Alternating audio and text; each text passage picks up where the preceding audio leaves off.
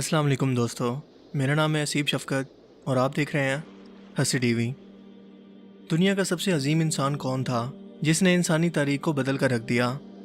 یقیناً یہ سوال سننے کے بعد آپ کے ذہن کے اندر آئنسٹائن یا پھر مذہبی طور پر دیکھیں تو حضرت عیسیٰ علیہ السلام، حضرت موسیٰ علیہ السلام، بدھ مت یا کسی بڑے مسلمان بادشاہ کا نام آئے گا۔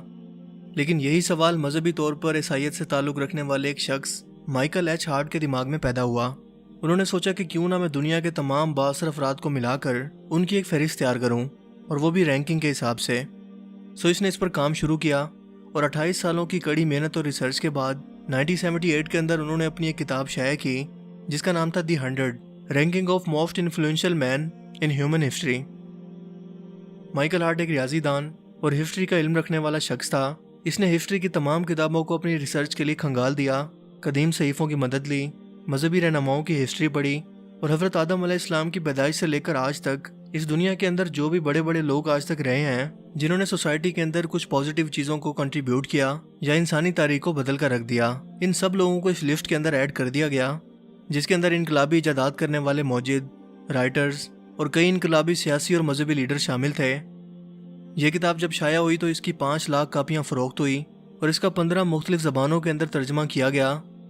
لیکن کیا آپ جانتے ہیں کہ اس کتاب کی رینکنگ کے اندر سب سے پہلا نمبر کس شخصیت کا ہے؟ یعنی ایک ایسی انسانی شخصیت جس نے پوری ہیومن ہسٹری کے اندر انسانی تاریخ کو بدل کر رکھ دیا۔ ایون کہ مائیکل ہارٹ کا کہنا تھا کہ اگر ہم آج تک ان کی تعلیمات کو فالو کرتے تو اپنی پوری زندگی خوشی سے گزار سکتے تھے۔ اس نے اپنے وقت کی 20 عظیم بادشاہتوں کو فتح کیا۔ یہ وہ واحد شخص تھے جو مذہبی اور سیکولر دونوں طور پر کامیاب ہوئے۔ اس کے علاوہ کوئی بھی انسان اتنا سکسیسفل طریقے سے ہسٹری کے اندر کبھی کامیاب نہیں ہوا۔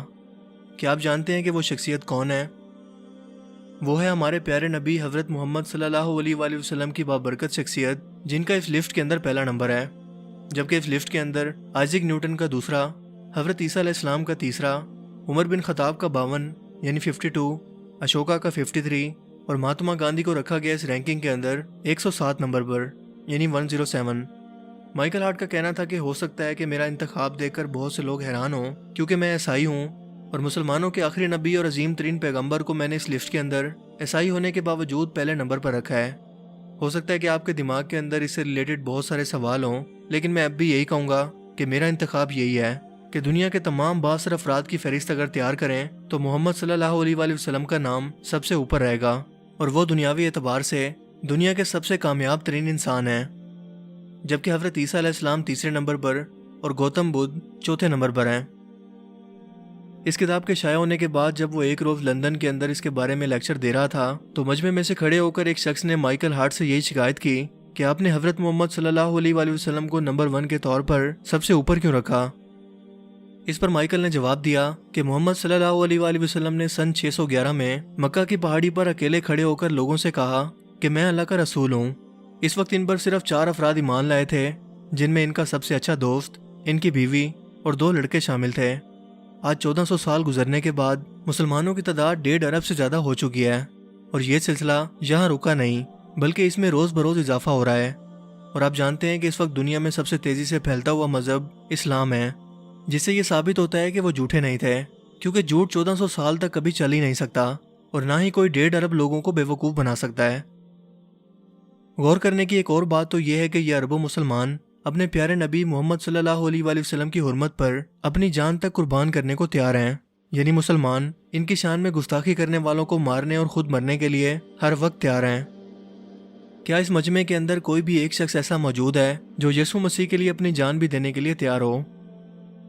اس سوال کے بعد پورے حال کے اندر خاموشی چھا گئی، کیونکہ ان میں سے کسی کے پاس اس کا کوئی جواب نہیں تھا۔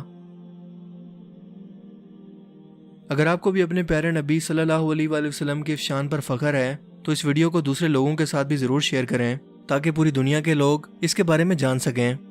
اب میں ملوں گا آپ سے ایک نئی انٹرسٹنگ ویڈیو میں، تب تک کے لیے اپنا بہت سا خیال رکھیے گا۔ Thanks for watching this video. اللہ حافظ۔